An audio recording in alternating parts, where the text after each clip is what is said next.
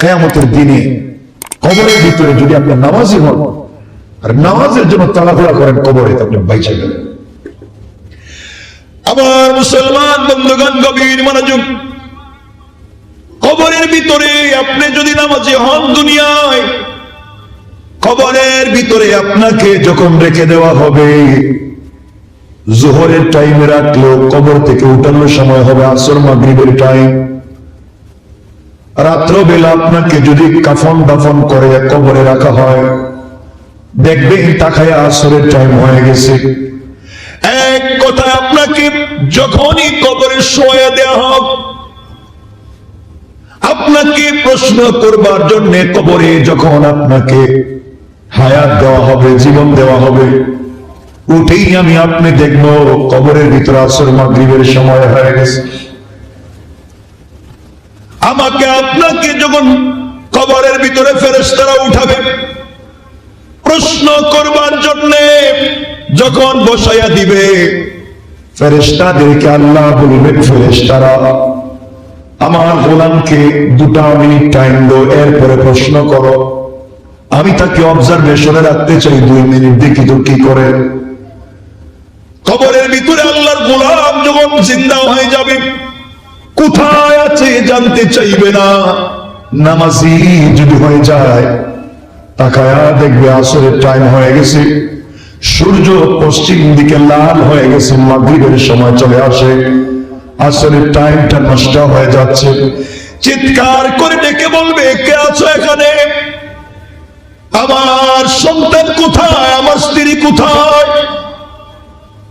আসরের সময় চলে যায়, আমাকে ওযুর পানি দাও, আমি ওযু করে সালাত আদায় করব। আমি নামাজ পড়তে চাই, আমি কোথায় আসছি? মাগরিবের টাইম হয়ে যাচ্ছে, আমি মনে হয় আসরের নামাজ পড়ি নাই। ফেরেশতারা ডেকে বলবেন, বাইরে তুমি এখন দুনিয়ার জমিনে না, তুমি কবরে চলে এসেছো। ওখানে পানিও নাই, ওযুর ব্যবস্থাও নাই, নামাজও নাই। আল্লাহর গোলাম সিজদায় পড়ে ডাক দিয়া বলবে, আল্লাহ,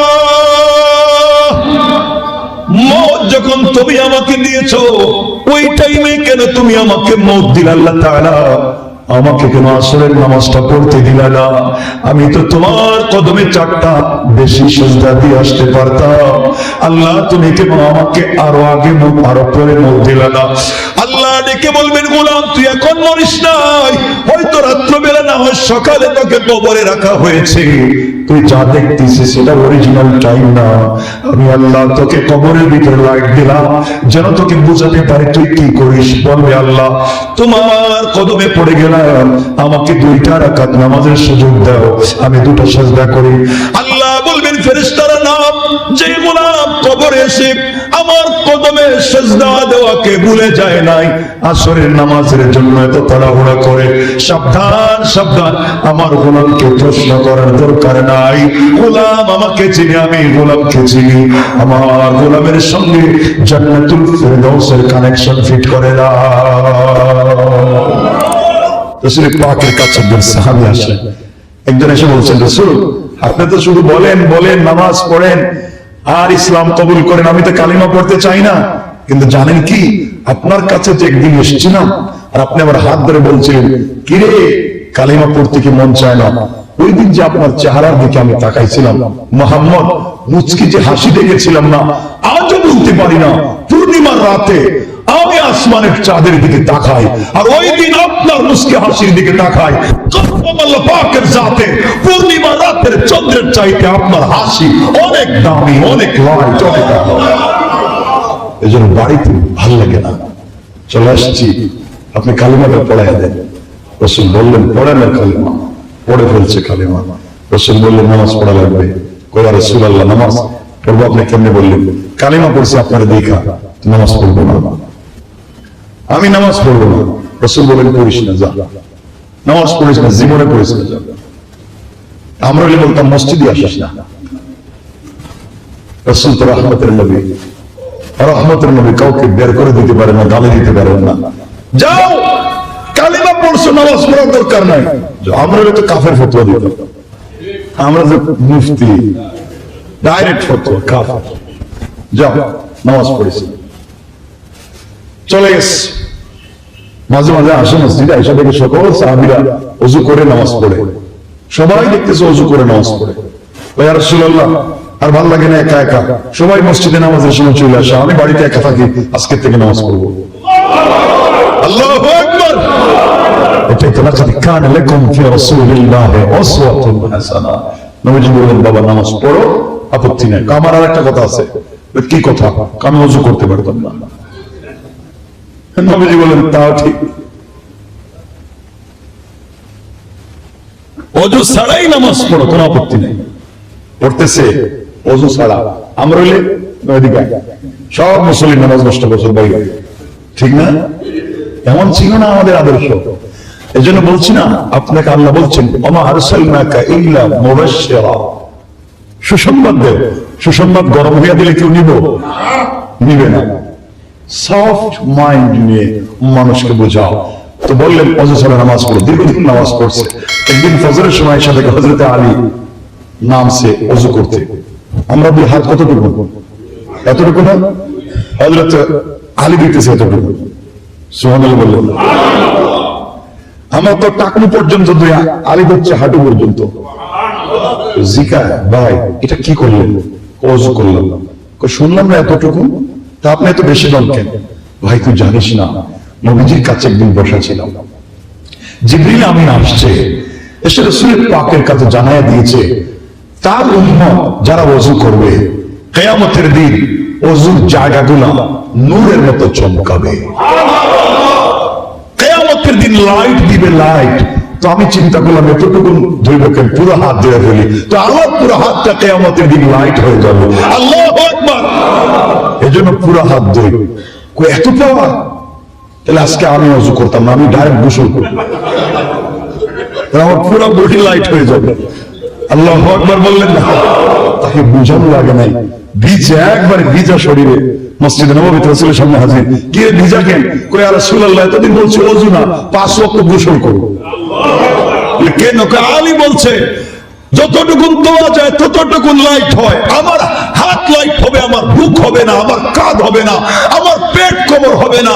আমি মানতে চাই না, আপনাকে দেখেছি আপনার চেহারাও লাইট। আমি চাই কিয়ামতের দিন আমার বডি হয়ে যাবে পুরোটা লাইট। তার নামই তো দিন। বুঝায় ফেলো তাকে, ইসলামটাকে সহজ করে বুঝো, পিঠায়া নয়। কারণ আপনি দারোগা না। আগেই বলছি, ইন্নাকা লা তাহদি মান আহবাবতা। আপনি পছন্দ করলেই পারবেন না, আপনি পিঠাবেন না। ওয়া মা আরসালনাকা ইল্লা মুবাশশিরা। কথা বুঝতেছেন? এই যে নামাজকে কাজে লাগায় দাও, নামাজকে কাজে লাগায় দাও। দুটো কথা না বললেই না, নামাজের কথা যেহেতু মনে আসছে। রাসূল পাক তো ইন্তেকালের সময় আপনারা জানেন, ইন্তেকালের সময় জানেন হুশ চলে যাইতো। তো একদিন হুশ তো চলেই গেল, সাহাবায়ে কেরাম নামাজ পড়তেছেন, নামাজ পড়লেন। ঈশার সময় সকল সাহাবীরা আসছেন, নবীজি উঠতে পারতেছেন না, জ্ঞান ফিরতেছেন না, রাত গভীর হয়ে যাচ্ছে। সবাই মিলে আবু বকরকে বলছেন, আপনি রাসূলের জায়নামাজে দাঁড়াই আজকে নামাজ পড়াও। আবু বকর তো হার্ট অ্যাটাক হওয়ার মতো, আরে নবীজির জায়গায় নামাজে দাঁড়াবার মতো সাহস কি আমার আছে? হযরত আবু বকর দাঁড়ায় তো নামাজ পড়াচ্ছেন। নবীজির হুশ আসলো, বললেন আয়েশা। আয়েশাকে যখন ডাকছেন, আয়েশা বলছেন, ইয়া রাসূলুল্লাহ, আপনি কি আমাকে চিনতে পেরেছেন? হ্যাঁ, চিনতে পেরেছি। আয়েশা বলো তো এখন কয়টা হয়েছে? ইয়া রাসূলুল্লাহ, রাত গভীর, ঈশার টাইম চলে যাচ্ছে। আপনার সাহাবীরা মসজিদে বসে বসে কাঁদতেছে। আয়েশা কিসের আওয়াজ শোনা যায়? আয়েশা বলছেন, স্বামী, আপনি তো ঈশার সালাত পড়াতে পারেন নাই, আমার বাবা নামাজটা পড়াইতেছে। নবীজি বলেন, আয়েশা পর্দাটা সরাইয়া দাও, আমার হুজরার পর্দাটা সরাইয়া দাও, আমি দেখি। রাসূল তাকালেন, আর ওযুর দ্বারায় বাচ্চাদের মতো হাউ হাউ করে কাঁদলেন। আয়েশা বলছেন, স্বামী আপনি কাঁদলেন কেন? আয়েশা, জানিস না এই নামাজের জন্য না অনেক মায়ের খাইছি। পাবলিকের কাছে নামাজের দাওয়াত দিতে আমার মাথায় নাড়ি বুড়ি ফেলে দিয়েছে। কতদিন গেছে মক্কায়, মাথাটা উঠাতে পারে নাই, আবু জেহেল আমার মাথায় চাপ দিয়ে ধরেছে। আজকে আমি মরে যাবো, বাঁচবো না। মরার আগে দেখতেছি আমার সাহাবীরা আমি ছাড়াও তার নামাজ কায়েম করেছে। জিন্দেগি যাক, এখানে অনেক আবেগের কথা, লম্বা আলোচনা, সেটা বলবো না। এরপর হযরত ওমর ফারুক রাদিয়াল্লাহু তাআলার জামানায় আমার ফজরের নামাজের সেজদা অথবা রুকুতে শহীদ হয়ে গেলেন, তাকে খঞ্জর মারলো, নামাজের ভিতরে খঞ্জর মারছে, পেট থেকে সব নাড়ি গুড়ি সব বের হয়ে গেছে নামাজের ভিতরে। হযরত ওমর অজ্ঞান হয়ে পড়ে গেছেন মাটির মধ্যে। বাকি নামাজটা সবাই আদায় করছেন। সারাদিন চলে যাওয়ার পরে মৃত্যুর টাইম ওমরের দুইজন সাহাবী নাড়ি গুড়ি টান দিয়ে পেটের ভিতরে ঢুকায় রাখছেন, রক্ত চলে যাচ্ছে। ওমরের যখন জ্ঞান ফিরেছে, ওমর বলছেন, ভাই আমি তো ফজরের নামাজের ইমাম ছিলাম, তোমরা সবাই কি নামাজ পড়েছ? ঠিক মতো কি ফজরের নামাজটা হয়েছে?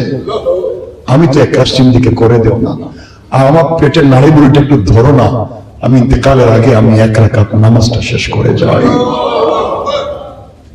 তো আমি আপনাকে বলতে চাই, ভাই কি হয়েছে আপনারা আমাকে একটু বলেন না। সব করতে পারলেন, এই নামাজটা পড়তে পারলেন না। পারবেন? আমাকে না আল্লাহকে কথা দেন, পারবেন? শোনেন, নামাজ যদি ঠিক হয়ে যায় না, কবরের ভিতরে আপনি বেঁচে যাবেন, আপনাকে ফেরেশতারা প্রশ্নই করবে না। এই হাদিস বললে অনেক লম্বা করতে চাই না।